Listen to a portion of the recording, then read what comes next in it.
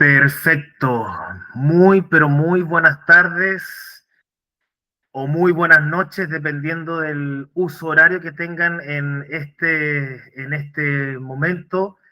Bienvenidos, bienvenidas a todos, a todas. Espero que estén muy bien en este día jueves 30 de mayo del año 2024. Darle las gracias a las y los participantes que están conectados y conectadas a través de Google Meet y a todas las personas que de forma indirecta están conectadas a través de nuestras plataformas en YouTube Live, en Instagram Live y asimismo también a través de otras de nuestras redes sociales.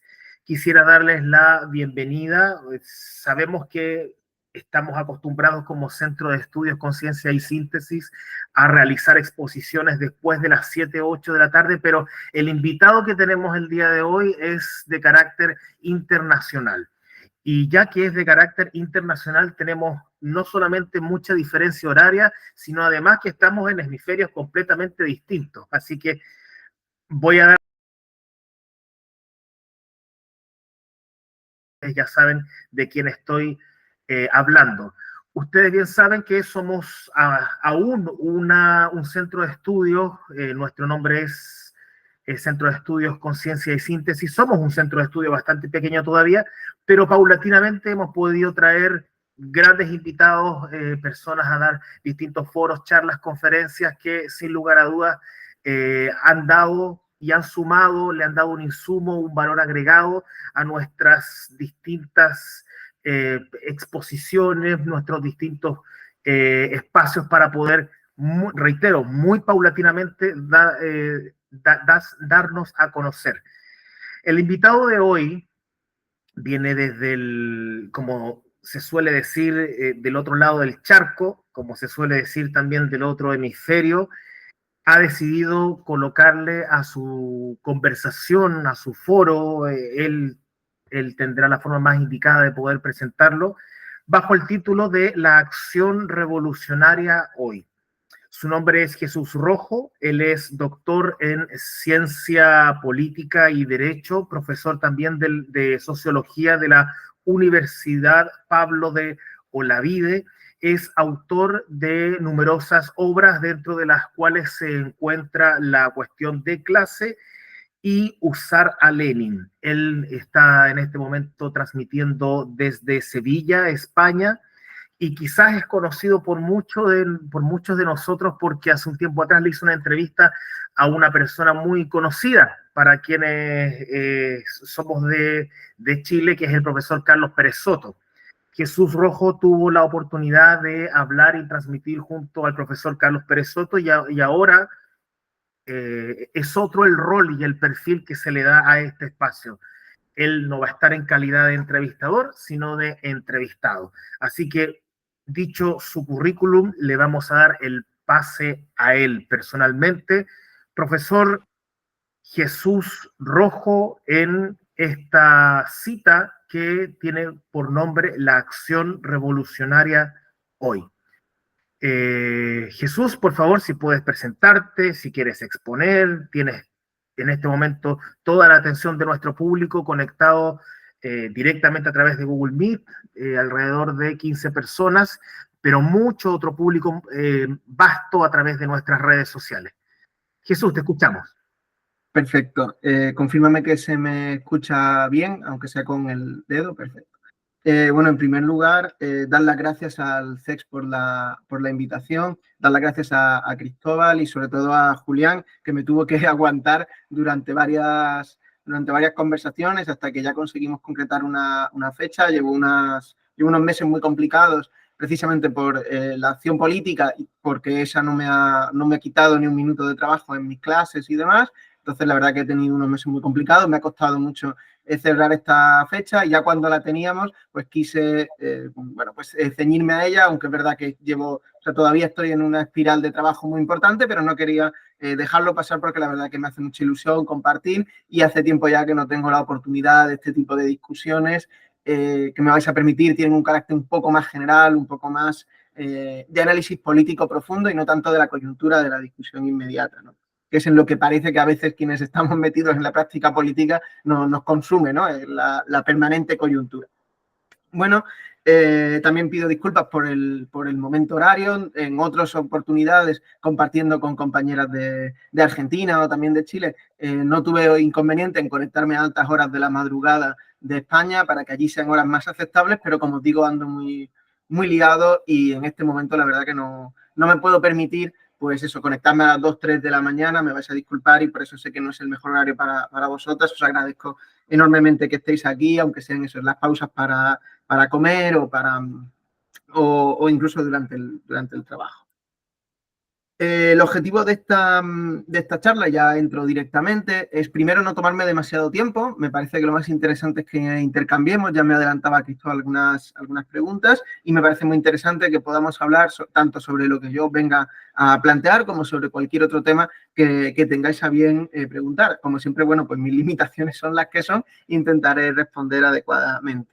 El objetivo de esta pequeña conversación es traer un par de temas que son los que le he venido dando vueltas durante los últimos años, que empezó hace ya bastante, que se plasmó en mi tesis doctoral, después en el libro Cuestión de clase, que recoge buena parte de lo que fue aquella tesis doctoral, y recientemente he publicado otro vinculado al pensamiento de Lenin, ¿no? En el 100 aniversario de su fallecimiento. Y bueno, pues quería traer un poco las conclusiones de estos planteamientos. Son obras que además sé que son complejas de incluso conseguir en aquellas latitudes, pero bueno, vengo aquí también a traerlo para dar a conocer estas reflexiones por si os pudieran ser de utilidad, y estoy convencido será de mucha utilidad lo que me podáis contar vosotros y vosotras. Como digo, el objetivo es plantear las determinaciones de lo que sea la acción revolucionaria hoy. Creo que por eso opté por ese título, y como digo, es de carácter muy general. Los planteamientos que voy a hacer tienen que ver con los planteados de Marx en El Capital y también con algunos elementos que me resultan útiles y que para ello yo traigo a colación a Lenin, ¿no? Que como pensador creo que tenía mucho que aportar. Como digo, van a ser planteamientos muy generales con el objetivo también de que os puedan ayudar en vuestra praxis inmediata, ¿no? Porque venir aquí a hablar de la situación política en España os puede resultar interesante y estoy dispuesto, pero creo que le sacaríais menos provecho que de otro tipo de conversaciones, además de que no es mi especialidad. Mi especialidad es el trabajo sobre el capital de Marx y sobre un poco lo que se ha venido denominando la crítica de la economía política. Seguro estáis familiarizadas con esta noción. Es el término que se usa para englobar la obra adulta de Marx, que gira en torno al capital, los Grundrisse, etcétera, ¿no? Son preguntas las que voy a formular ahora, que voy a tratar de responder muy sucintamente y que son las que me han venido aquejando y las que han ido impulsando mi interés investigador, que pueden ser, por ejemplo, cómo realizar la acción revolucionaria hoy en día. También preguntarnos por qué es la acción revolucionaria, no es una cuestión menor, y después qué tiene que ver la acción revolucionaria con la clase trabajadora o con las clases sociales visto de manera más general. Ese ha sido siempre mi tema de investigación, las clases sociales, y es sobre eso que he estado dedicando la mayor parte de mi tiempo de trabajo académico, a ver qué es una clase social, cómo se puede definir y sobre todo cómo se puede explicar, que siempre es el mejor término que definir, en relación a la obra, como os decía antes, del Marx adulto, ¿no? Del Marx de la crítica de la economía política. Lo que voy a hacer ahora es simplemente un bosquejo. Adelanto también que mi planteamiento está muy inspirado en autores que a lo mejor conocéis, como Juan Íñigo Carrera de Argentina y otros autores ya más españoles, ¿no? Que vienen inspirados, pues, no sé, Antoni Domènech y demás, de los que también cojo elementos que me resultan de mucho interés. Bueno, cuando nos preguntamos por qué es la acción revolucionaria, lo primero que tenemos que plantearnos es cuál es el objeto de esta acción. Y yo creo que el gran objeto y, en algún sentido, sujeto también de la acción no es otra cosa que el capital. Explicar qué es el capital es una explicación mucho más difícil de lo que parecería a simple vista. Estoy convencido de que la mayoría de vosotros ya estáis familiarizados con esas nociones básicas de Marx, ¿no? Del capital como sujeto automático que planteaba. Así que me voy a ahorrar un poco eso y lo voy a resumir de toda la manera, digamos, muy concreta, muy concisa para seguir avanzando, ¿no? Partimos de que la acción revolucionaria es aquella dispuesta o con la potencia de superar el metabolismo social y la pauta que lo rige, que es esta noción que es el capital, ¿no? Que es, en términos marxianos, el dinero que invertido genera más dinero, ¿no? El valor que se valoriza a sí mismo de manera permanente. Algo que para hacerlo, ya lo sabemos, lo que requiere es la plusvalía, o sea, el trabajo no pagado de los trabajadores, ¿no? La constante inclusión de plusvalía, de trabajo no pago dentro de un sistema que lo que va haciendo es acumular, ¿no? Cada vez recoge una inversión, la valoriza y empieza una inversión nueva. Esto se puede ver en el ciclo de un capital en particular y también se puede ver en el ciclo de acumulación general del modo de producción capitalista, ¿no? Del capital general. Pues bueno, un capital que adelanta unos recursos y finalmente, después de la explotación de los trabajadores, consigue recursos adicionales siempre en forma de valor, ¿no? Siempre en forma de valor que se acumula como plusvalía, etcétera. Creo que aquí hay poco que añadir. Es importante tener presente, eso sí, que como sujeto pilota ese proceso, o sea, digamos que el capital es una relación social que se pone a sí misma, o sea, que genera sus propias premisas, pues se puede ver muy claramente, ¿no? Los obreros que consumen medios de consumo para seguir trabajando, a su vez están cerrando otros ciclos de acumulación capitalista precisamente al comprar esos bienes, ¿no? Pues tú compras mercancías en el supermercado para cenar, para comer todas las noches y eso está cerrando un ciclo de acumulación y gracias a eso es que tú participas en otros ciclos de acumulación en calidad de trabajador, ¿no? Frente al trabajador, hoy en día por lo menos, el capital enfrenta el otro gran polo de la relación social capitalista, que es la clase capitalista, que es la que, como decía Marx, personifica el capital. Eso es importante, ¿no? En Marx no son los sujetos abstractos los que participan, los sujetos personifican relaciones sociales. Así lo plantea en el prólogo del Capital y es un elemento, a mi juicio, fundamental, porque eso quiere decir que lo que prima no es el capitalista, sino la relación social capitalista que él en un momento personifica. Por eso, cuando aquí, por ejemplo, tenemos una polémica porque los hosteleros, ¿no? o los caciques agrarios, o otros tantísimos capitalistas, empresarios, explotan a sus trabajadores, a veces de manera muy sádica, en realidad el producto de ese sadismo no es esa persona que sea mala o malvada, ¿no? Que esté imbuida por algún tipo de energía maligna ni nada parecido. Esa energía maligna que realmente imbuye es una relación social que es el capitalismo. Por eso no se trata de cambiar a los empresarios malos para poner a los buenos, ¿no? A cambiar a los empresarios cipayos para traer a los patriotas. Es todo lo contrario, es superar la relación social que engendra y que da poder a los empresarios. Y como digo, en términos más precisos, ¿no? A los capitalistas. Frente a ellos, entonces, tendríamos dos mercancías, por un lado la fuerza de trabajo, que es la que portan los trabajadores, y por otro lado la mercancía dinero en su forma capitalista, que es la que porta esta otra clase social. Aclaro aquí, cuando yo hablo de trabajadores, hablo de clase obrera, hablo de proletariado, hablo de clase trabajadora, etcétera. Estoy hablando siempre de lo mismo, ¿vale? Lo digo para evitar confusiones a posteriori. Yo no distingo esos términos entre sí, me parece que ya los uso como sinónimos y los empleo fundamentalmente para los vendedores de fuerza de trabajo. Esto es una definición restringida, se podría ampliar bastante más la clase trabajadora y de hecho creo que es necesario hacerlo, sobre todo para tener debates que tienen que ver desde los estudiantes hasta la mujer, ¿no? La clásica discusión de feminismo y demás. Creo que es necesario ampliar la noción de clase trabajadora, pero por ahora vamos a aceptar esas nociones como sinónimo y entenderlas como vendedores y vendedoras de fuerza de trabajo. El desarrollo capitalista lo que hace es generar, a la vez que sus propias premisas para seguir acumulando, también genera las condiciones para su propia superación. Y en esto es en lo que me quiero detener un momento, ¿no? Hay que pensar cómo se puede superar el modo de producción capitalista, porque de esa manera podremos entender qué acciones son revolucionarias y cuáles no. O sea, si, por ejemplo, esa acción revolucionaria la que llevan a cabo los sindicalistas al pelear por sus condiciones de venta de fuerza de trabajo, si es revolucionario lo que hacen, por ejemplo, los pequeños empresarios resistiendo ciertas presiones de empresarios mayores, o si es revolucionaria la acción de, por ejemplo, las mujeres reivindicando el derecho al aborto, a la interrupción voluntaria del embarazo, ¿no?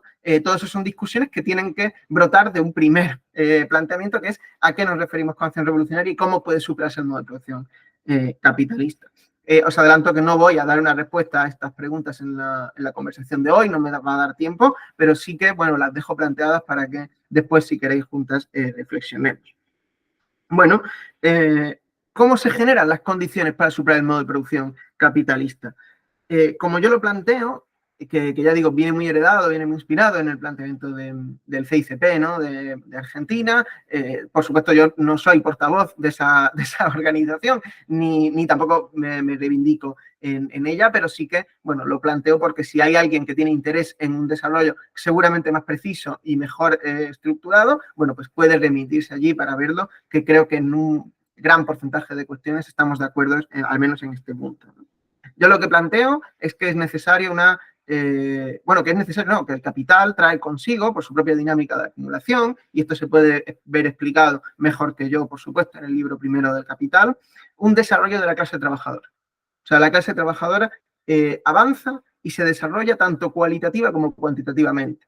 ¿Qué quiero decir con esto? Cuantitativamente es muy sencillo. Cada vez son más las personas que venden su fuerza de trabajo respecto a quienes personifican el capital u otras formas de relación social. O sea, la clase trabajadora crece porcentualmente y también en masa.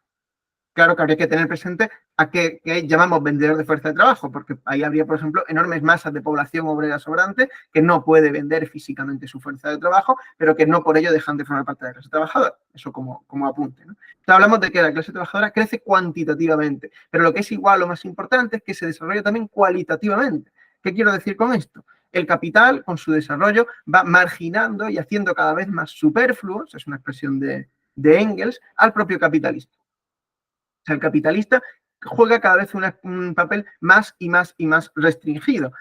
Pensemos en una empresa. Hoy en día, ¿quién compra y vende la fuerza de trabajo? Fundamentalmente, otro trabajador que vende su propia fuerza de trabajo, que es a lo que llamamos recursos humanos, ¿no? ¿Quién reprime a la clase trabajadora? ¿El capitalista? Normalmente no. Hay dispositivos formados por vendedores de fuerza de trabajo que reprimen al resto de la fuerza de trabajo. ¿Quién lleva la contabilidad de la empresa? ¿Quién lleva, digamos, toda la parte jurídica de la empresa, etcétera? Fundamentalmente, vendedores de fuerza de trabajo. El papel de los capitalistas en los grandes capitales, sobre todo, es prácticamente superfluo. Y el papel de los capitalistas en los pequeños capitales, en los que todavía tienen un papel importante, normalmente pues es complicado, porque son pequeños capitales que el capital frecuentemente se los va quitando de en medio, ¿no? Entonces, la figura del capitalista históricamente cada vez juega un rol menos importante y eso abre un camino a la clase trabajadora que en algún momento tendrá que sacudirse a la clase capitalista y podrá seguir desarrollando con normalidad el metabolismo social sin la necesidad de la mediación de estas personificaciones particulares del capital que son los capitalistas. Es por eso que pensamos, o por lo menos yo mismo pienso, una parte de la acción revolucionaria, ojo, no toda, como la superación de esta relación, ¿no? La superación de los capitalistas como personificaciones de la fuerza de trabajo, algo que tiene que pasar necesariamente, o por lo menos así lo apunta la historia, por una acción revolucionaria en el sentido más inmediato de la palabra. O sea, tiene que pasar por la expropiación de los capitalistas. Esto también Marx lo tenía claro y en general la tradición marxista, comunista, lo ha heredado con mucha claridad, ¿no? Es a partir de ahí, ¿no? de la expropiación del capital, que se abre el camino para la verdadera superación del modo de producción capitalista y la creación de algo a lo que pudiéramos llamar socialismo o comunismo. De nuevo, aquí, en este caso siguiendo a Marx directamente, comunismo y socialismo son para mí una y la misma palabra. O sea, no voy a distinguir entre una cosa y la otra. Luego podemos entrar a ver, porque la tradición leninista sobre todo sí que ha distinguido entre lo que es el socialismo, que es una fase previa, y después el comunismo. Yo en este caso no voy a aceptar esa separación. Luego, si queréis, insisto, es otro de los temas que podemos discutir, ¿no? La cuestión es cómo pensar la acción revolucionaria a partir de ahí, ¿no? Una acción revolucionaria que debiera llevarnos no solo a expropiar a los capitalistas, algo que ya hemos tenido experiencias históricas en ese sentido, sino a superar plenamente lo que es el modo de producción capitalista. Creo que eso tiene que pasar por una planificación consciente y voluntaria del propio metabolismo social en su totalidad. O sea, tiene que pasar porque los productores controlen inmediatamente la producción social. Algo que ahora mismo nos es muy complicado siquiera de imaginar. Por eso cuando en muchos momentos tengo discusiones con compañeros, con camaradas de, oye, ¿cómo podemos plantear cómo sería el socialismo? Imaginémoslo. Yo soy muy contrario a eso. Yo soy muy contrario a estas tendencias que ahora están muy de moda de imaginar la superación del capital, yo prefiero avanzar en el conocimiento científico de las determinaciones del modo de producción capitalista y en un momento dado avanzaremos de esa manera hacia su superación, pero no pararnos a imaginar cómo sería un mundo no capitalista. Creo que ese es un procedimiento que en términos clásicos, ¿no? Y discúlpenme la expresión, sería más bien idealista. ¿Para qué pararnos a imaginar cómo sería el mundo cuando en realidad no estamos pasando por el proceso de su conocimiento? Bueno, es aquí cuando nos preguntamos oye, ¿cómo podemos avanzar a eso? Vale, no vamos a pararnos a pensar que es el socialismo, pero ¿cómo podemos avanzar a él? Porque no es lo mismo no pensar el objetivo a no tener los medios y herramientas para que entendamos conscientemente que apuntan en ese sentido. Y es aquí donde me vais a permitir, ya entro en la última fase, ¿no?, de lo que quería contar hoy. Voy a intentar, como dije antes, reducirlo mucho en el tiempo. Disculpadme además si hablo muy rápido, los españoles creo que normalmente hablamos muy rápido. Si me lo decís, si no por el chat o lo que sea, y bajo un poco la velocidad, ¿vale? Para entender la acción revolucionaria, me vais a permitir que tome, como venía diciendo, algunas de las expresiones centrales, fundamentalmente no ya en Marx, sino en Lenin, ¿no? No tanto en la literalidad de lo que dijo Lenin, que me parece interesante, pero que hoy no voy a abordar, como en los temas que Lenin trajo a colación. ¿Por qué es imprescindible que nos enfrentemos a los problemas que Lenin se enfrentaba? Que ya ahí hay elementos que chocan un poco con los problemas que Marx enfrentó. O sea, Lenin supo ampliar el horizonte político y ahí supo enfrentar otros elementos que en Marx están presentes, pero no siempre están presentes de la manera que nos puede ser más productiva para el presente, ¿no? Y aquí yo doy importancia a tres elementos cuya explicación y desarrollo voy a intentar cerrar la exposición de hoy. El primero de los elementos centrales, creo, o fundamentales, de los que tenemos que pensar para llevar a cabo hoy prácticas revolucionarias, es la cuestión que Lenin denominaba imperialismo, pero que yo simplemente voy a denominar de otra manera, un poco más bizarra o barroca si queréis, que el contenido mundial del modo de producción capitalista. O sea, es imprescindible pensar el capital, el modo de producción capitalista, de manera general, de manera mundial, no de manera nacional. Tenemos que pensar que nos enfrentamos a un sistema que es necesariamente, inherentemente mundial. O sea, no tiene sentido restringir nuestra acción en el ámbito nacional, porque nos enfrentamos a un enemigo que es absolutamente mundial. Por su contenido, es incomprensible entender por la economía española o la economía chilena sin entender el papel que juegan en el modo de producción capitalista. Bien. Y ahí pues será labor de cada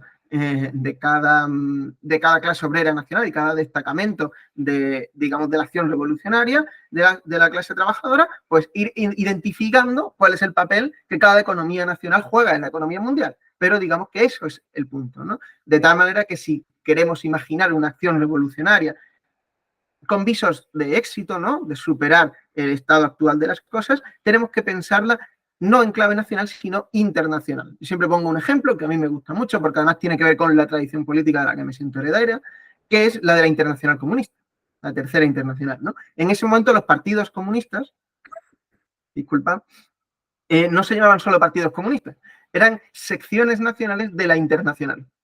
Se pueden hacer muchas críticas a la internacional y estoy seguro de que si hablamos sobre el tema compartiremos muchos juicios, pero no podemos dejar de reconocer que esa era la vía. O sea, que tener una organización mundial y secciones nacionales de la misma, tener la capacidad de identificar en nuestra acción inmediata un trabajo o sea, un deber incluso con la clase obrera mundial, no solo con la clase obrera nacional.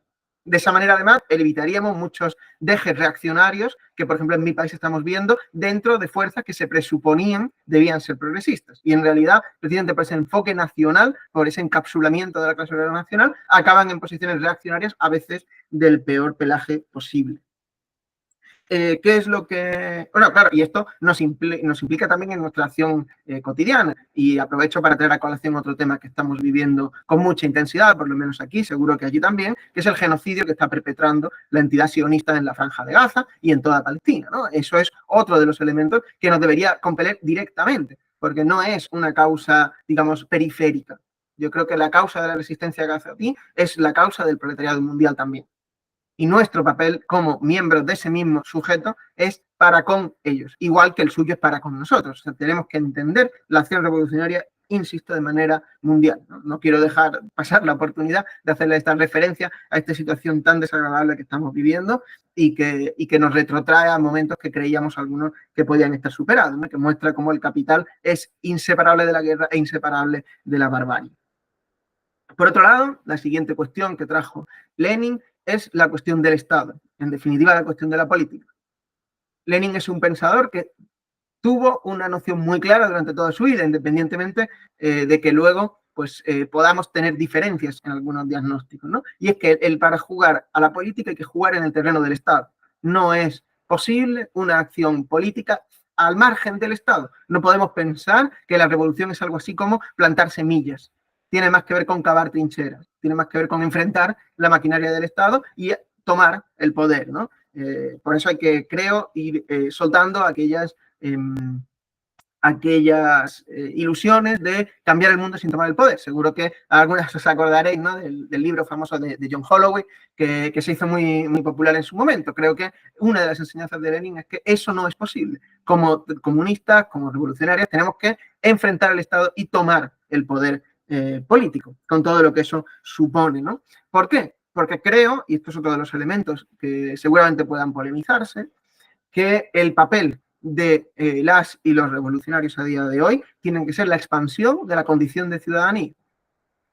Creo que tampoco es una invención muy moderna. El propio Marx ya lo planteaba en su momento. Si leemos el manifiesto comunista y las medidas, ¿no? El decálogo de medidas que plantea, tampoco inventa la pólvora. Está planteando cosas que son básicamente la expansión de la condición de ciudadanía. ¿Por dónde? Pues la expansión de la condición de ciudadanía solo se puede hacer por sobre la propiedad privada. Que tenemos que desarrollar una ciudadanía más plena, más amplia y más democrática, con más derechos. De eso va la acción revolucionaria, no de inventar algo mejor que la ciudadanía. Creo que eso es muy peligroso. Hay que afianzar y reforzar, apuntalar la condición de ciudadanía y expandirla sobre todo. O sea, incluso cuando Robespierre hablaba de este tema, lo tenía muy claro. La propiedad privada es un freno para el desarrollo de la acción política.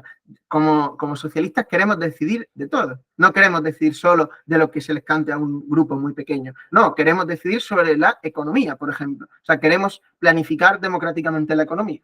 Eso sería una reivindicación que tiene que ver con la expansión de la condición de ciudadanía y que tiene que ver con la acción revolucionaria. Tenemos que expandir nuestra acción política sobre todo, llevar a lo político, llevar al ágora, ¿no? Llevar al foro público nuestras reivindicaciones y ser capaces de discutir sobre eso y de discutir sobre qué cosas deben ser legales, qué cosas deben ser ilegales y no plantear en medio la libertad del individuo lo primero, ¿no? No. Porque la libertad del individuo normalmente es la libertad del individuo que tiene condiciones materiales para ejercerla.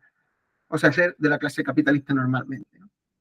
Claro, eso es, entiendo, el sentido preciso de una parte de la acción revolucionaria, por lo menos. Oye, ¿qué hacemos en nuestro país? Pues de lo que se trata es de ampliar y desarrollar derechos. Podemos explicarlo de otra manera, que suene un poco más, permitidme la expresión, un poco más sexy, ¿no? Como los propios bolcheviques nunca hablaron en estos términos. Pero ¿qué es lo que hicieron cuando tomaron el poder? Fundar una república. No inventaron algo mejor que la república, fundaron una república democrática, que ellos mismos denominaban democrática. Puede que eso llegara a una cota de democracia, a mi juicio, insuficiente. También había muchos problemas técnicos que seguramente hoy puedan superarse, ¿no? Pero ese era el objetivo, ¿no? Crear una república y democratizar la producción, que tengamos acceso a la producción todas y todos. Bueno, por ahí también iría la acción revolucionaria. Y ya termino con la última parte. No sé cómo vamos de tiempo, pero creo que bien, ¿no? Sí, debo llevar como media horita, un poco menos. Todo bien, ningún problema, Jesús. Vale, perfecto. Pues voy a ir de todas maneras acercándome al final. Y es el tercer elemento, ¿no? Decía que Lenin aportó 3 elementos. El primero era la cuestión del imperialismo y también derivada de ella el internacionalismo, es una necesidad. La segunda era la cuestión del Estado, la importancia del Estado en la vida política y en la acción revolucionaria. No podemos ser imparciales respecto del Estado ni actuar a su margen, ¿no? Eso sería un poco lo que buena parte de la polémica que él tuvo con los que en su época llamaba izquierdistas, ¿no? Lenin era un tipo muy polémico y hablaba en términos muy gruesos, a lo mejor a veces demasiado, pero bueno, era contra eso, no era la centralidad del Estado en la política. La tercera pata de los elementos que quería traer hoy es la cuestión del partido. la necesidad de un partido. Yo no sé si las que me estáis escuchando, tanto aquí mismo en el Meet como fuera en otras plataformas, militáis o no en partidos políticos. Yo no vengo a hacer juicio de eso, cada cual que en conciencia milite o deje de militar, que cada cual organice su acción política como estime que es fundamental, pero sí creo que si aspiramos a superar el modelo de producción capitalista, lo que, insisto, pasa por lo menos por la toma del poder político, es muy difícil plantearla si no es a través de una plataforma que, por no tener una palabra mejor, denominaré partido.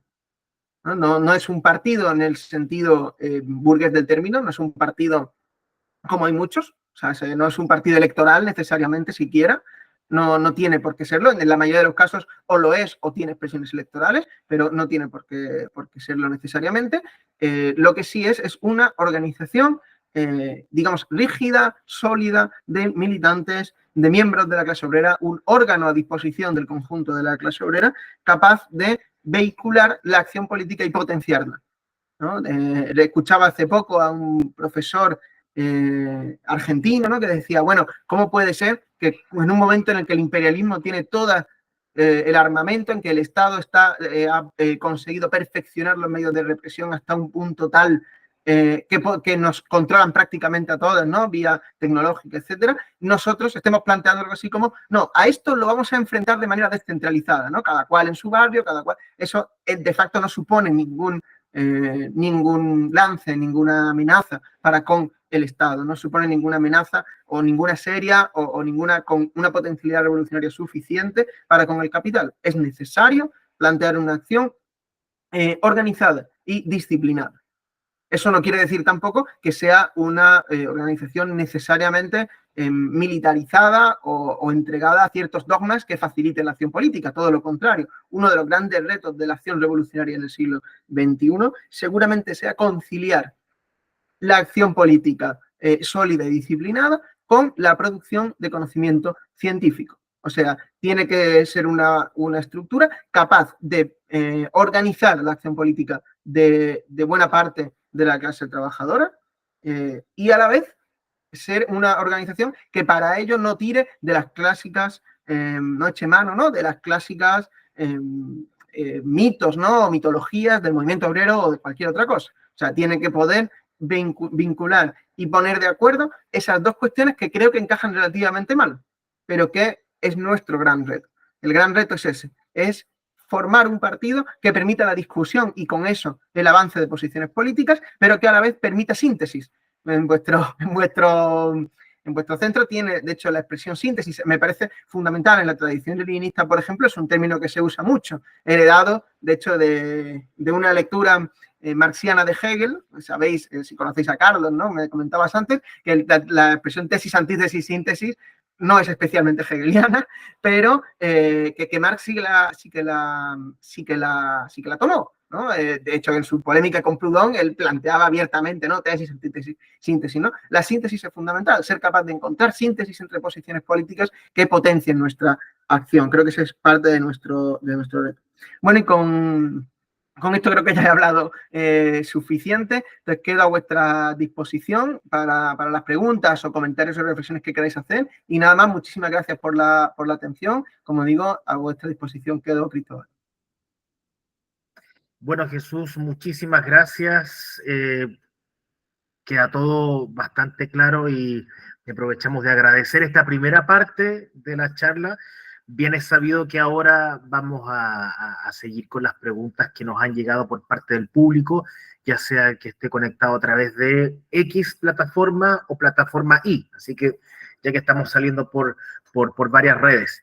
Lo primero que me gustaría hacer, Jesús, es hacerte llegar un par de las preguntas que nos han escrito desde el público. La primera de ellas es cómo se puede explicar, ¿no es verdad?, en que las capas populares de la población están adhiriendo a lógicas conservadoras actualmente, o una especie de llamada restauración conservadora, lo que se está viendo a nivel lamentablemente global.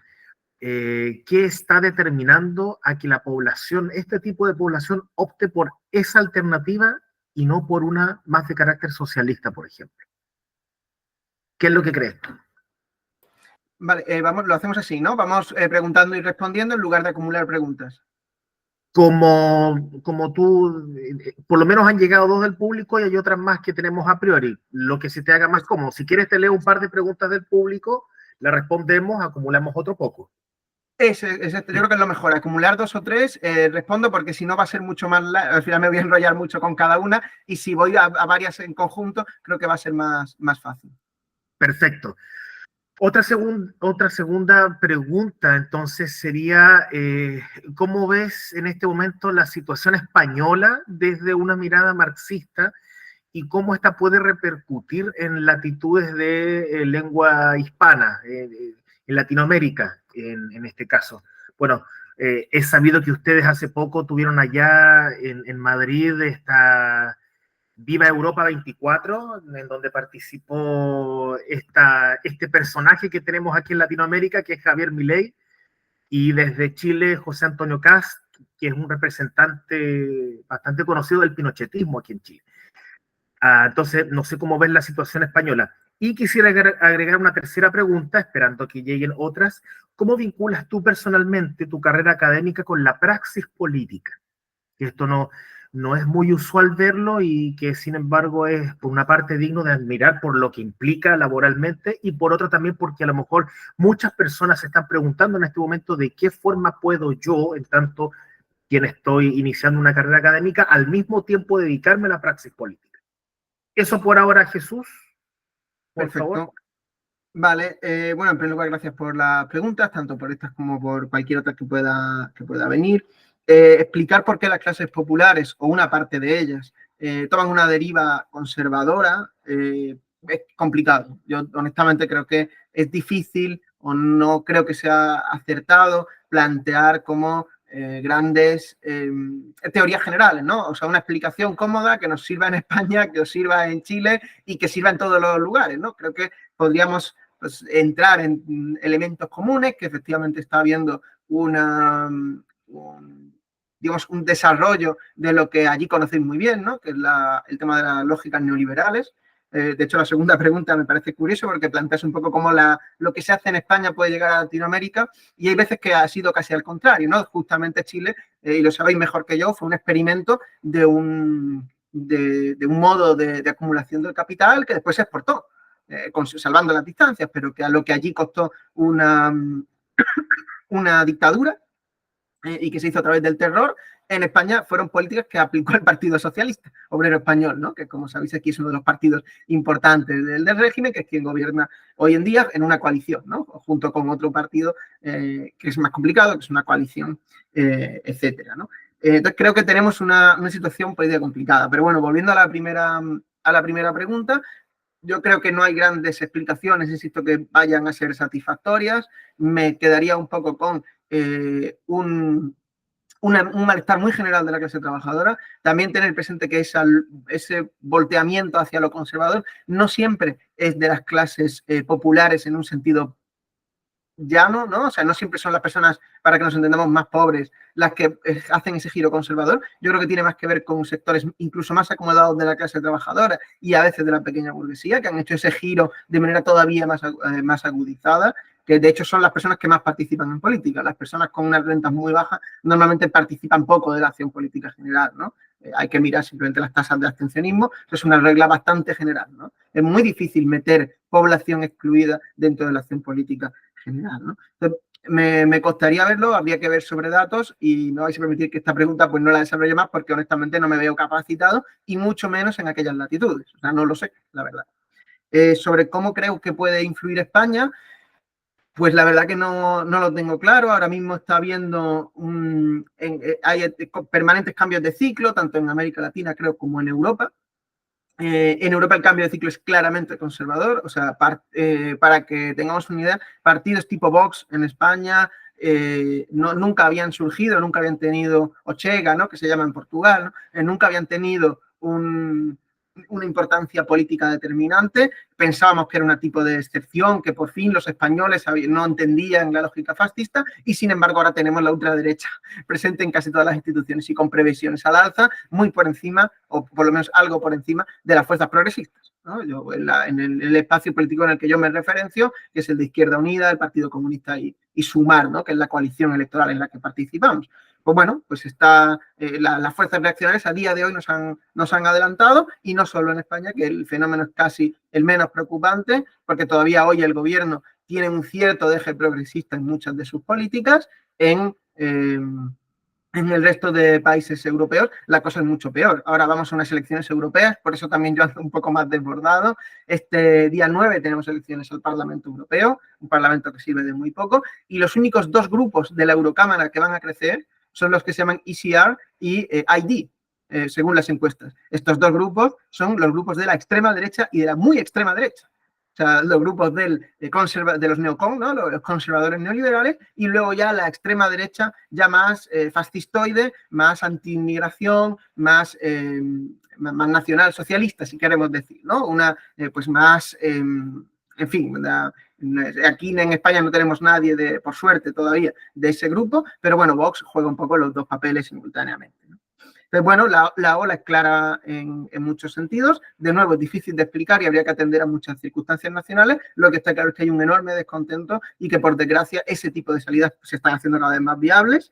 Y ya termino con la última pregunta para dar tiempo a algunas más, que es cómo conciliar la academia con la praxis política. Yo, a todas las personas que lo estén viendo, no lo aconsejo en general. Creo que la academia es un lugar muy poco afable a introducir planteamientos políticos, aunque desde la derecha se hable continuamente de que el marxismo cultural se ha hecho con la universidad. Lo cierto y verdad es que la universidad sigue siendo un terreno hostil a las personas que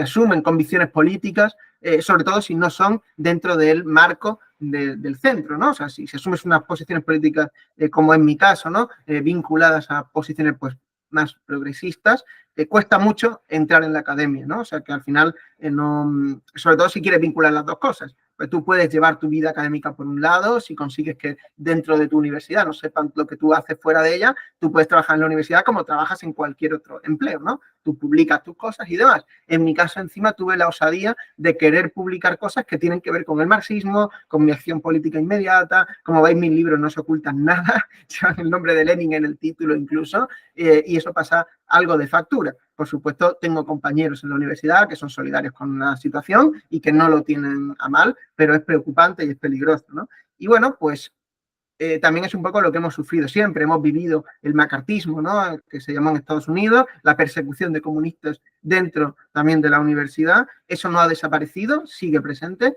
pero eso solo se sostiene, o sea, muchos solo nos sostenemos en la universidad porque hay movimiento obrero y hay movimiento estudiantil, que yo entiendo que es parte del movimiento obrero, que mantienen ciertas perspectivas críticas dentro del seno de la universidad. Es por eso que puede haber estudiantes, puede haber profesores como yo mismo, como otros compañeros, que intentamos ofrecer unas visiones diferentes, ¿no? Entonces, es gracias a eso, gracias a la lucha de clases, que existimos y nos mantenemos dentro de un territorio que a veces es más hostil de lo que parece, como en la universidad.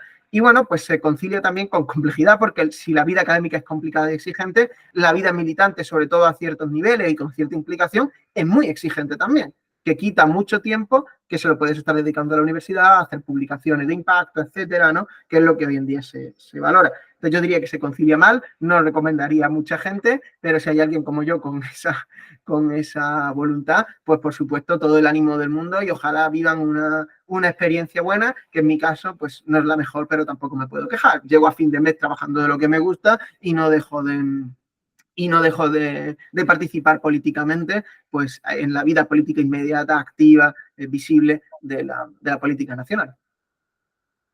Perfecto, Jesús, muchísimas gracias. Perdón, no puedo dejar pasarlo. ¿Qué opinión te mereció el profesor Carlos Pérez Soto? Es una pregunta que insistentemente ha llegado y me gustaría consultarte eso antes de seguir con el pack que tenemos de consultas y preguntas. Yo de Carlos he conocido dos de sus facetas, porque sé que tiene muchas. Es un tipo muy erudito en muchas cuestiones, ¿no? Yo le conocí como, no sé si divulgador es la palabra, pero como simplificador o persona que hace más accesible el pensamiento de Hegel, y me fascinó porque yo no entendía nada y lo que es peor, pensaba que entendía algo antes de conocer su manera de explicar a Hegel. Me abrió las puertas a Félix Duque, a otros hegelólogos, ¿no? O conocedores de la obra de Hegel, y me explicó mucho de lo que es Hegel. De hecho, hay veces que tengo que explicar a Hegel, normalmente pues tangencialmente, ¿no? A mis estudiantes, y uso expresiones que le he conocido a Carlos Pérez Soto, ¿no? Tiene una que explica un poco que es fácil pensar en un caballo corriendo, que tú puedes pensar en un caballo sin el correr, pero que es difícil pensar en el correr sin el caballo, ¿no? Para entender un poco algunos de los elementos de la que mal llamada, ¿no? A veces dialéctica de Hegel. Entonces, esa parte me pareció fascinante, y también conocí y leí con mucho interés su libro sobre la psicología, la crítica que le hace a la psicología, que me parece un libro fascinante. Y tiene tiene un pensamiento en ese sentido muy, muy interesante. Creo que en sus posiciones políticas, más allá de esto, seguramente discrepemos en algunas cuestiones. Yo le veía muy cercano, ¿no?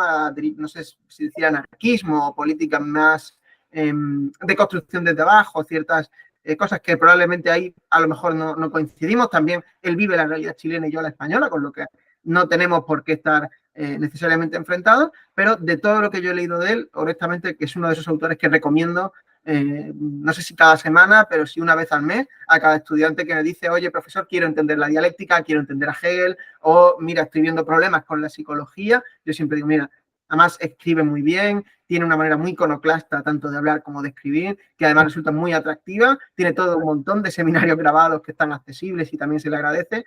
Así que bueno, pues un poco eso es lo que opino, creo. Perfecto. Te dejo un par de consultas que nos han llegado por distintas redes sociales. Vamos a acumularlas. Una de ellas sería en relación, a ver, en relación a esta economía planificada que se había mencionado anteriormente, ¿en qué medida esta sería mejor que la actual que conocemos actualmente y qué debemos entender por economía planificada específicamente? Del mismo modo, ¿qué papel, qué rol juega la educación, sea esta en escuelas, sea esta en universidades, para contribuir a la acción revolucionaria hoy, según el título que tiene esta charla? Del mismo modo, sí, ¿qué nos podría enseñar o alimentar Hegel a propósito de Hegel en nuestra acción revolucionaria? Del mismo modo, otra consulta que nos llega es ¿cuál es tu crítica personal al marxismo actual en Occidente? Digamos, si existe quizás un exacerbado romanticismo post-soviético, más en lo narrativo que en lo material. Y también consultan respecto a tu opinión a propósito de la nueva división internacional del trabajo que propone Guido Starosta, ¿ya? ¿Acaso es el trabajo intelectual la vanguardia que empuje la superación del modo de producción capitalista? Eso dejo por el momento. Muy bien. Vale, perfecto. Pues voy a intentar ser rápido porque estoy viendo que creo que hay algunas más o me aparecen cosas en el chat a veces para intentar dar cabida a todas. Voy a intentar ser muy celero en la respuesta. Respecto a la economía planificada, creo que es aquella, o sea, no necesariamente la economía planificada va a solucionar todos o la mayoría de los problemas, pero lo que está claro es que sin economía planificada los problemas no se van a solucionar. O sea, la economía planificada, importante detalle, ¿no? Economía planificada democráticamente. No se trata de que un grupo de presuntos científicos planifiquen la economía, se trata de que como ciudadanos podamos planificar el conjunto de la economía, que es muy diferente, ¿no? Yo creo que eso es lo que es la única forma de ir adecuando el comportamiento económico de la sociedad a lo que esta misma requiere, ¿no? Sobre todo en tanto que el mercado no para de tener presuntos fallos, pero es el normal funcionamiento del modo de producción capitalista que funciona a través de los capitales independientes y que, bueno, pues nos lleva a plantear cosas como que hay gente que muere de hambre y no paran de producirse bombarderos, ¿no? pues no, es un sinsentido, ¿no? Cualquier persona que le podamos explicar esto y que no viva inmerso en la economía de mercado, alucinaría, ¿no? Diría, ¿por qué este sinsentido, ¿no? ¿Por qué se produce? Bueno, pues porque el mercado funciona de una determinada manera y superar eso solo tiene que pasar por la acción racional de la clase trabajadora, ¿no? Por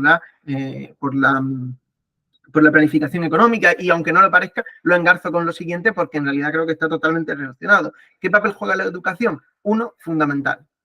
Cuidado con la palabra educación. Yo voy a plantear simplemente la investigación o simplemente el desarrollo de una conciencia expandida, ¿no? Porque la educación a veces parece que es lo que hacemos los profesores en las universidades o en la enseñanza secundaria o primaria. En realidad va mucho más allá. Todos nos educamos o todos aprendemos en nuestro día a día de muchas formas muy distintas, y a veces lo que hacemos los profesores pues no es para tanto, ¿no? Hay veces, yo siempre soy muy crítico con la gente que dice, no, el problema es la educación. Siempre digo, oye, a mí no me mires, ¿no? Porque parece que el problema de todo lo tenemos los profesores, todo lo demás funciona fantástico, de no ser porque nosotros enseñamos mal. Bueno, yo creo que no, ¿no? Que la educación es una cosa más amplia.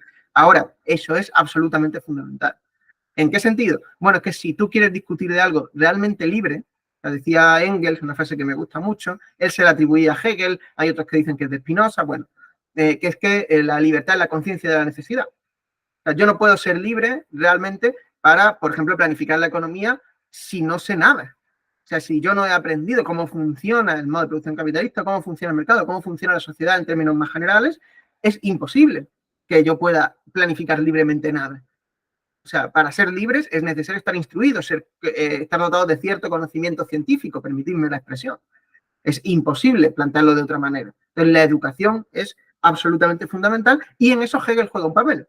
O sea, plantear un conocimiento científico desarrollado y que incluso llegue a superar su forma científica del conocimiento, creo que hay que pasar por Hegel. Creo que es fundamental pasar por lo que él tiene que plantear, por eso que, sin tener una palabra mejor de nuevo, voy a llamar dialéctica. No me vas a permitir que no lo desarrolle, pero es que eso requeriría de un desarrollo mucho más amplio y no tengo el tiempo. Pero bueno, tanto yo mismo como el propio Guido, que plantean en la pregunta de después, ha desarrollado mucho ese tema y creo que es interesante. Críticas al marxismo actual, pediría que se concretase, porque la verdad es que no sé a qué nos referimos con marxismo actual. Una de las cosas que me empeño en decir en cada conversación, en cada charla, en cada clase, es que no hablemos del marxismo como si fuera un elemento integrado, pleno, cerrado, y ya está. Yo sé de marxismo. No, perdona. ¿De qué marxismo? ¿De qué estás hablando? ¿Sabes de la nueva dialéctica de Chris Arthur o sabes de George Politzer y su economía y sus lecciones de filosofía tan famosas, ¿no? O sea, es que hay un universo entre esas dos cosas, o entre esas dos cosas, y, pues no lo sé, el marxismo que se ha aplicado del Lysenko a las ciencias naturales o de otros autores menos caricaturizados, ¿no? O sea, digamos que habría que ver a qué parte del marxismo actual, porque por suerte el marxismo hoy en día no goza de tan mala salud como se le quiere atribuir. Yo creo que el marxismo está bastante vivo, hay mucho, y habría que ver de qué parte en concreto. Tengo críticas a muchos de ellos y a muchos que se autodenominan marxistas y a mí me cuesta verlo de esa manera. Incluso a mí a veces me cuesta denominarme marxista, tengo que reconocer. Y sobre lo que plantea Guido, me parece complicadísimo. O sea, me vais a permitir de nuevo que este es un tema que yo con Guido he tenido muchas conversaciones. No puedo más que recomendaros a todos leer lo que él plantea y no quedarse en una caricatura como que él piensa que es solamente la acción intelectual, es la revolucionaria. Creo que hay que ir más allá, creo que no se plantea de esa manera en él tampoco, pero yo creo que lo que él viene a decir no es algo tan distinto, sino que me corrija, a lo que yo planteaba hace un momento, la necesidad de avanzar sobre nuestras propias determinaciones. Creo que a veces somos un poco clasistas nosotros mismos al plantear, no, es que vosotros lo reducís todo a lo intelectual o a lo científico o a lo universitario. No, es que el problema es al contrario. Es cuando se nos dice, no, es que como tú estás hablando de cuestiones científicas, estás dejando fuera trabajadores. Yo digo, no, es que esos trabajadores a los que se plantea que estoy dejando fuera, tienen que participar de ese tipo de conocimiento también. O sea, no, en ningún caso es reducir la acción revolucionaria a los intelectuales, grupo en el que yo no me ubico de ninguna manera, ¿no? Sino que lo que hay que hacer es incorporar como intelectuales al conjunto de la clase obrera. Creo que esa es nuestra tarea revolucionaria. No sé si Guido lo plantea así o plantea todo lo contrario. Me vais a permitir que aquí le deje hablar a él. También habla castellano. Sería muy bueno que le invitarais y que él mismo os explique y que le formuléis las críticas que veáis, ¿no? Yo no me atrevería. Creo que es una persona que por lo menos de Marx sabe mucho más que yo. Jesús, ¿cuál sería tu diagnóstico de lo que sucede en este momento en Europa a propósito de toda de esta vanguardia reaccionaria que existe y sobre lo rápido que a veces aquí en Latinoamérica no somos capaces de dilucidar bien por la lejanía respecto a un periodo bastante convulso que se está viviendo? El rol que tiene Europa en este momento en estar muy cerca de lo que sucede en Ucrania, por ejemplo, el tema de la migración que llega desde el norte de África. Entonces, ¿cuál es tu diagnóstico, grosso modo, de lo que está sucediendo en Europa? Y asimismo, ¿cuál sería, según tú, los ejes para superar el estado subsidiario en el cual vivimos? Bueno, muy rápido, de nuevo. Yo creo que son muchos los elementos que aquejan a la antigua Europa, ¿no? Es junto a Estados Unidos, es un polo que siempre se discute de si están al mismo nivel, si están un poco enfrentados, si están un poco subordinados, el polo imperialista, digamos, norteamericano y el europeo. Sabemos que, por ejemplo, en cuestiones de defensa, Europa está totalmente subordinada a Estados Unidos, que no para de presionar y presionar a los gobiernos para que aumenten el porcentaje de PIB en gasto militar. Y, por cierto, nuestro gobierno, sobre todo por la parte del Partido Socialista, ha vuelto a ceder a la presión y está incrementando el gasto militar, lo que es una cosa absolutamente delirante. Pero bueno, es lo que estamos viviendo y eso lo está haciendo el gobierno español, pero prácticamente la mayoría de gobiernos europeos miran en la misma dirección que es la de la guerra. O sea, Europa ahora mismo no es que suenen tambores de guerra, es que Europa está en guerra. Es verdad que todavía la OTAN no ha entrado, pero no debemos olvidar tampoco que fue la OTAN quien detonó este conflicto. Este conflicto partió de una invasión que no trato de justificar de Rusia hacia Ucrania, pero hay que entender también que Rusia se le estaba, que llevan años de hacerle permanentes órdagos, de ponerle bases militares alrededor, de presionar a la población rusa o de origen ruso en Ucrania, dando lugar a políticas extraordinariamente conservadoras dentro de la propia Ucrania. O sea que la guerra ni siquiera empezó cuando Rusia realizó la invasión. O sea, hacía tiempo ya que la frontera era complicada y que prácticamente se podría hablar que estaban casi en guerra, ¿no? Tuvo toda esta polémica de la península aquella, Crimea, que invadió inicialmente Rusia. Bueno, digamos que es un problema que tiene que ver con la lógica general.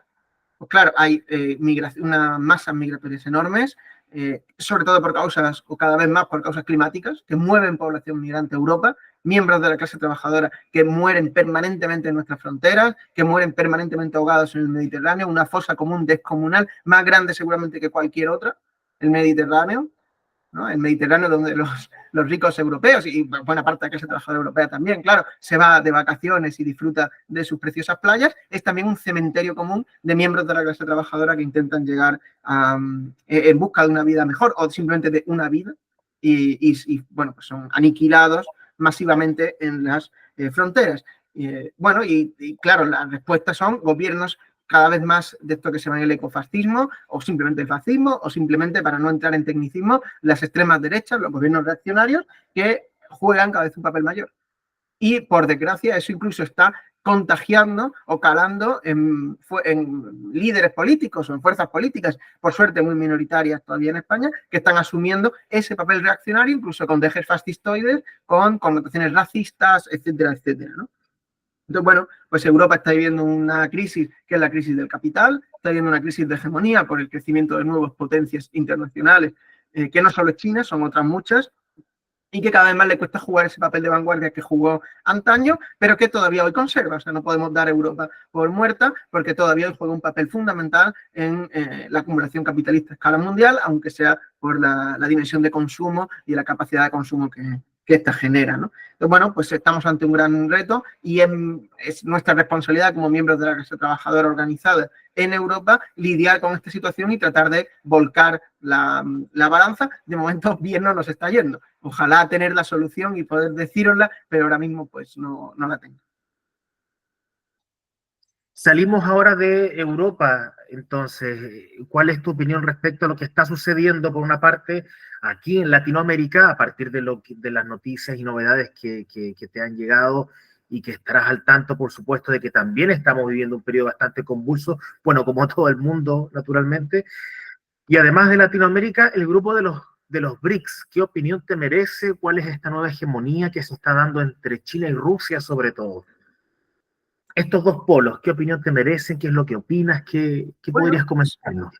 o sea, son todos bloques capitalistas que a veces operan como tal y a veces no. O sea, los BRICS han tenido momentos de operación conjunta y otros momentos donde no. O sea, no se puede pensar los BRICS como se piensa, por ejemplo, en la Unión Europea, que es una integración formal. Los BRICS funcionan con cierta coordinación y han tenido cumbres, pero no podemos hablar de un polo integrado y, pues yo qué sé, Sudáfrica y Brasil no necesariamente juegan alineadas en el tablero mundial y ya no digamos China, que sigue su propia agenda, a veces muy pegada a Rusia, otras veces no. Que piensa que Rusia, por ejemplo, no es un capital muy grande a escala mundial. Su PIB no es un país parecido en el PIB a Italia, para que os hagamos una idea, que es un polo importante dentro de la Unión Europea, pero no estamos hablando de un país fundamental en la economía mundial, o sí, pero como no más que otros polos, ¿no? Entonces, bueno, es complicado medirlo, habría que ver cada país independientemente. India, China están viviendo grandes procesos, creo que traen grandes esperanzas también y también grandes riesgos, pero bueno, sobre todo yo intento ser optimista con eso y pensar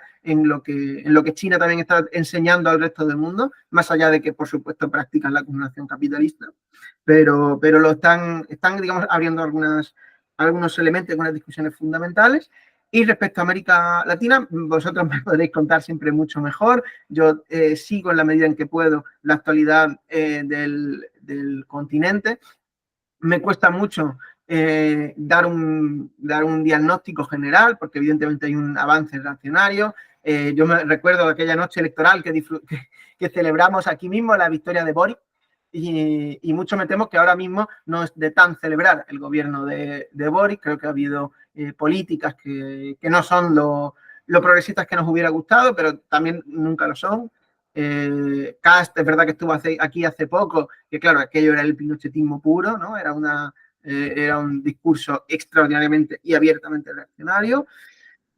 Y todavía quedan pues algunos gobiernos que resisten una lógica progresista, como Cuba, como Venezuela, que todavía desde aquí miramos, aun sabiendo que hay elementos mejorables como siempre los hay, pues que aportan elementos a la discusión, ¿no? Yo creo que la izquierda mundial, tanto la experiencia cubana como la venezolana, como en su día fue la chilena, ¿no? Con aquella vía chilena al socialismo que fue tan abruptamente interrumpida, pues ha dado mucho que aportar y ha aportado mucho se ha dado mucho que estudiar y que discutir y ha aportado mucho a la izquierda mundial y a veces, pues, y es verdad, nosotras miramos hacia Latinoamérica para aprender y no al contrario, ¿no? O sea, mientras que la actitud de Europa es esperar que Latinoamérica siga el camino, la izquierda europea, por lo menos la española, solemos mirar a Latinoamérica con unos ojos que intentamos ser lo menos colonialistas posibles y lo más solidarios posible y también aprender todo lo que podamos. A veces es necesario importar algunos rasgos políticos o económicos de la política latinoamericana, porque normalmente tenéis más que enseñar que cosas de las que aprender de nosotros.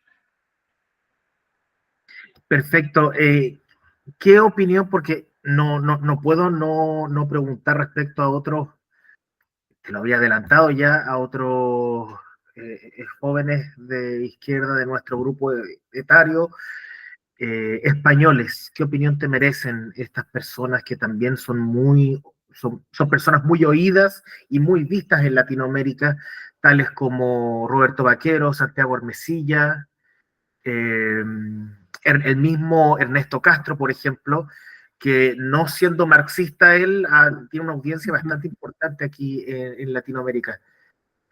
¿Qué opinión te merecen? ¿Qué te parecen tus líneas políticas? Sé que son muy distintos, muy Eso te iba, distintos. Sí. Eso iba a decir, ¿no? Son tres personajes los que me comentas, cada uno muy singular. Empiezo por Ernesto Castro, que es con el que menos relación he tenido y al que menos le sigo la pista, pero me parece un chico muy interesante, con planteamientos razonables, que curiosamente menos, o sea, su padre también, Fernando Castro, es un tipo muy erudito, muy interesante también, profesor de estética, un tipo increíble también, y el propio Ernesto también tiene un montón de escritos, es un tipo muy leído, muy versado. Creo que a veces de estas personas que aparentan saber incluso más de lo que saben, siendo un tipo muy inteligente, pero que me merece interés. Aún así no le sigo, porque en realidad no sigo mucho de esta gente. Si me permite, antes te decía que aprendemos más de Latinoamérica. Si ven mi canal, por ejemplo, que muestra un poco mis intereses, pues la mayoría son pensadores de Latinoamérica, no apenas hay españoles o hay muchos menos. ¿Qué es lo que opino pues, sobre Santiago y sobre Roberto Vaquero? Bueno, Santiago, he tenido relación con él, en lo personal no he tenido ningún problema, en lo político nos separa un abismo, honestamente. Creo que que no tenemos mucho que compartir. Él está en otra lógica, yo no la entiendo, me parece que es una persona abiertamente nacionalista.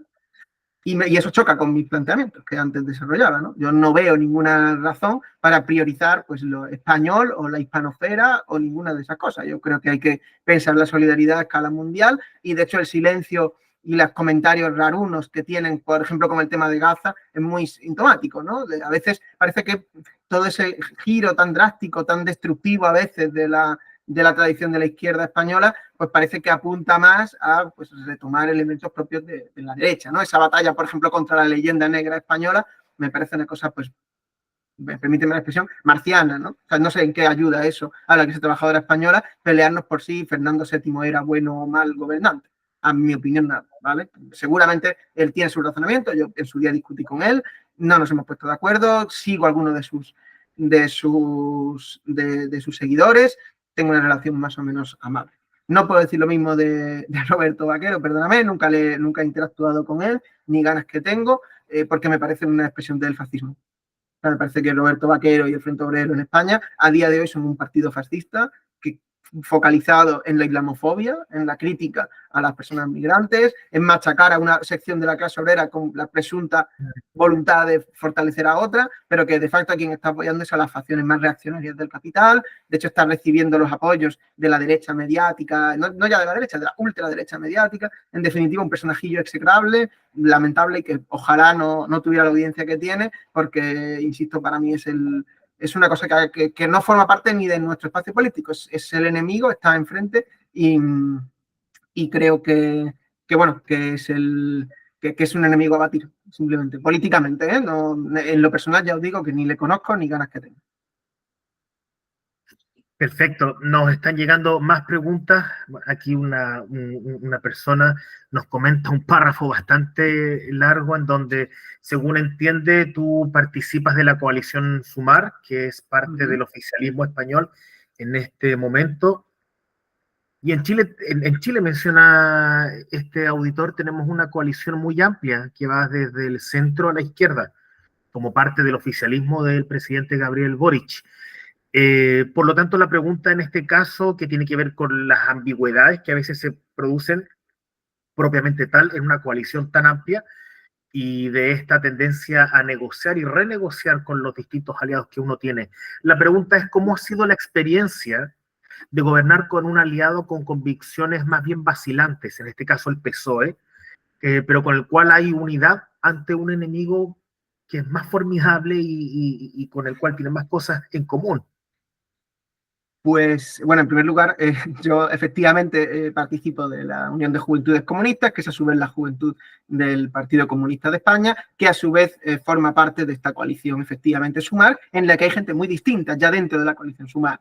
Dentro de la coalición Sumar estamos las comunistas, que jugamos un papel, seguramente el frente más a la izquierda de Sumar, pero luego hay otras expresiones muy diferentes que no se parecen, o sea, digamos que convergemos conjuntamente, somos de izquierda, tenemos unas convicciones comunes, pero bueno, son compañeros de viaje porque desde siempre el Partido Comunista de España, ya desde hace muchas décadas, apuesta por la unidad popular y por formar grupos amplios. También aclaro, por supuesto, cuando hablé contigo y te pedí que me presentaras, no dije nada de mi posición política, precisamente porque yo aquí no estoy en condición de portavoz de nadie. Yo aquí estoy hablando de mi opinión, que creo que tiene que ver con la opinión de mi partido y de mi organización, pero en modo alguno estoy pontificando ni estoy expresando lo que en realidad son posiciones colectivas que se tiene que llegar a ellas desde debates colectivos. O sea, esto que voy a dar ahora y que vengo dando hasta ahora es mi opinión, mi perspectiva, etcétera, ¿no?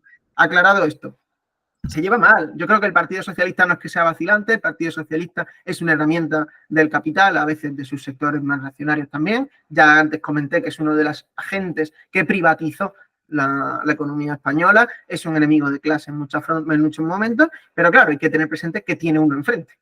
Y lo que tienes enfrente es básicamente una reacción que ya se ha quitado la careta en la mayoría de temas, que te está hablando de retrocesos de derechos que no podemos permitirnos, ¿no? Y claro, la cuestión es cómo te relacionas con el Partido Socialista. Esto fue un debate muy intenso dentro de mi organización y de muchas otras, de cómo se participa de la relación con el Partido Socialista. Hay que apoyarles para que gobiernen, pero quedarse fuera, votar en contra dejando que gobierne la derecha, entrar al gobierno, intentar dentro del gobierno negociar. Se optó por esta última vía, que es entrar al gobierno porque se pensó que se tenía mejores condiciones para gobernar estando dentro, y yo creo que, bueno, pues ha dado los resultados que ha dado. No es mi papel valorar esto precisamente ni profundamente, pero sí creo bueno, que dentro del gobierno hay que pensar que se gobierna, o sea, que se negocia a veces como negocian los sindicatos con la patronal.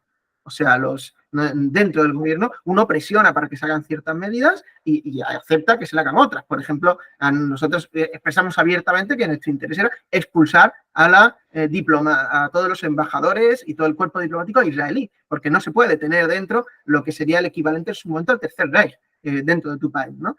No fue esa la postura del PSOE. El PSOE ha mantenido una postura, en ese caso sí más, intentando soplar y sorber al mismo tiempo, apoyar a la causa palestina, pero al final cuadrarse con Israel. Bueno, pues es otra expresión más de lo que pasa continuamente. El gobierno español, mayoritariamente formado por el Partido Socialista, envía armas a Ucrania. Nosotros nos oponemos a eso, porque creemos que enviar armas no ayuda a parar la guerra, todo lo contrario, alimenta la guerra con más muertes de clase trabajadora.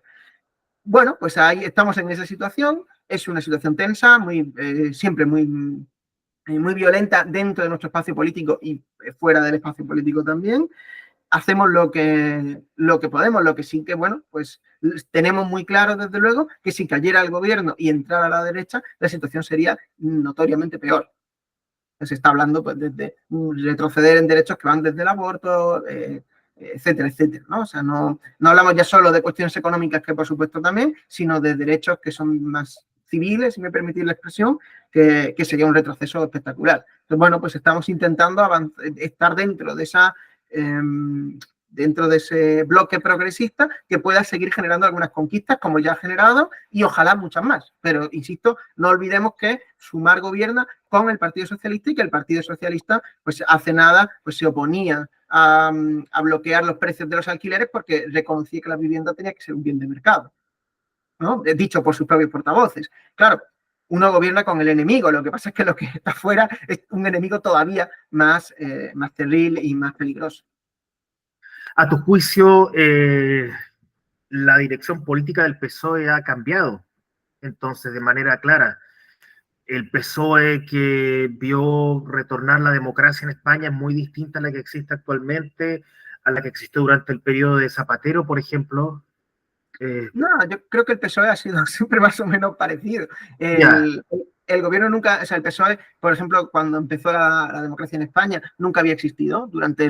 Mientras el PSOE estaba fuera, el único partido que hacía oposición real al franquismo era el Partido Comunista de España. Bueno, el único no, había otros muchos. Pero el Partido Socialista no era en absoluto importante. El Partido Socialista se creó, o sea, fue una marca electoral que se creó justo abandonó el marxismo y entró al gobierno de España, un partido muy mercado técnico, que cuando está en la oposición o va a unas elecciones se vuelven las personas más de izquierdas del universo, pero que cuando gobiernan, pues lo mismo te privatizan, que te recortan derechos, que te facilitan los desahucios, o sea, que expulsen a las personas que no pueden pagar las rentas de sus casas, etcétera, ¿no? O sea, es un partido que es pues un poco, si me permite la expresión, un poco anguila, ¿no? Que sabe zigzaguear, que sabe ir esquivando obstáculos, siempre muy volcado hacia su opinión pública. Y claro, gana elecciones, eso es cierto, ¿no? Pero bueno, también las gana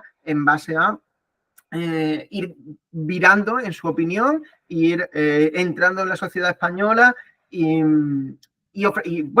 mentir sistemáticamente también ¿por qué no decirlo? ¿No? Es un partido que fue el partido neoliberal, que después fue, con Zapatero, como mencionabas, quien impulsó muchos derechos sociales que la izquierda llevaba pidiendo mucho tiempo, y que, sin embargo, en un momento dado, el mismo Zapatero, él mismo, que había hecho todos esos avances en derechos sociales, fue quien blindó el pago de la deuda externa en la Constitución. O sea, se cambió la Constitución para decir que si había problemas para pagar la deuda externa, lo primero que había que pagar era la deuda externa y luego ya se pagarían las pensiones, los salarios de los trabajadores públicos, etcétera, ¿no? Entonces, bueno, pues creo que es una definición muy clara del Partido Socialista. Cuando vienen muy bien dadas o hay un periodo electoral, son las personas más de izquierda del universo. Cuando vienen mal dadas, no tienen ningún problema en plegarse a los dictámenes neoliberales, como creo que han demostrado. Bueno, te agradezco, Jesús. Entonces, mire, nos están llegando muchas preguntas a través de redes sociales de forma interna, pero tenemos que cerrar aquí. Me gustaría que dijeras algunas palabras finales, no sé, para poder concluir, para dar una especie de epílogo y con eso cerramos el día de hoy y agradecer a la gente que asistió. Por favor, el espacio Bueno, es en primer tuyo. lugar, claro, en primer lugar y sobre todo agradeceros al CEX la invitación. Me he sentido muy a gusto, creo que ojalá haberos aportado algo. Yo siempre me gusta venir a este tipo de espacios, ha sido para mí también un oasis dentro de una espiral de acción política cotidiana que suelo tener, poder hablar del capital, poder hablar de términos un poco más generales. Creo que eso, que he podido aclarar o por lo menos dar mi opinión sobre algunos temas. Ojalá, insisto, os haya resultado de utilidad y será un placer pues seguir compartiendo en futuros encuentros. Para cualquier cosa que os pueda echar una mano, ya estamos en contacto. Creo que tanto tú, Cristóbal, como Julián tienen mi contacto.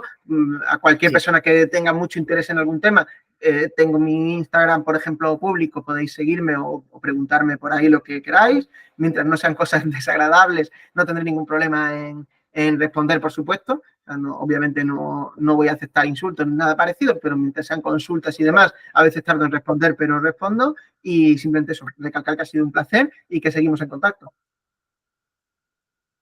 Genial, muchas gracias a Jesús Rojo por esta charla, esta conversación el día de hoy. Agradecer también a todos y todas quienes han participado, ya sea a través de las múltiples redes sociales, a quienes estuvieron presentes y a quienes nos hicieron llegar sus distintas preguntas. Les agradecemos, vamos a seguir en contacto, por supuesto, y ante cualquier posibilidad de colaboración que aparezca en el horizonte, vamos a estar allí presentes. Muchas gracias a todos y todas quienes participaron. Jesús, muchísimas gracias. Te agradezco, te vamos a avisar apenas el material se ha subido a internet y cualquier cosa, vamos a estar aquí. Tú tienes nuestro contacto, nosotros tenemos el tuyo, así que ahí la colaboración va a estar presente. Perfecto, muchas gracias. Hasta luego. Chao, Chao. que estén muy bien. Chao a todos. Saludos.